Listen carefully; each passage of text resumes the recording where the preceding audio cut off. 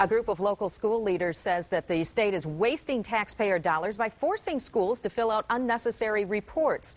24-hour News 8's Tony Tagliavia talked to the superintendents today, and he joins us live in studio. Tony? Sue, those leaders say they're forced to report to the state students' phone numbers, the order in which children were born in their families, and the square footage of the building each student is in.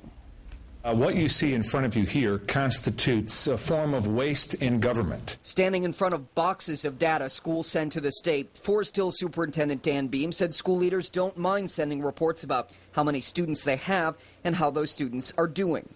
But Behm and a group of other school leaders say what the state demands is much more than what's necessary. I think the paper's a good visual here, but I think it's nothing compared to the number of man hours that are put in.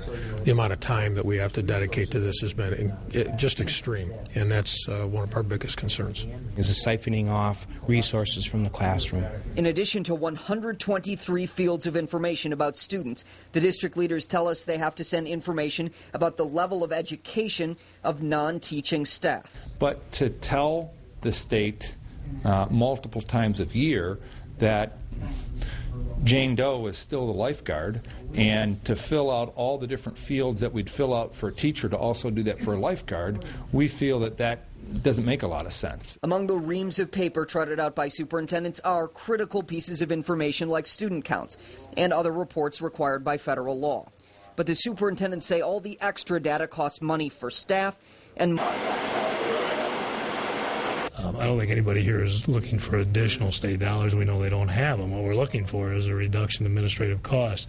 Hundreds of Michigan school districts took their complaints to the court system more than a decade ago. And this year, the state Supreme Court concluded the requirements are an unfunded mandate. The superintendents say the state is now moving to give them more money to cover the costs of the reports.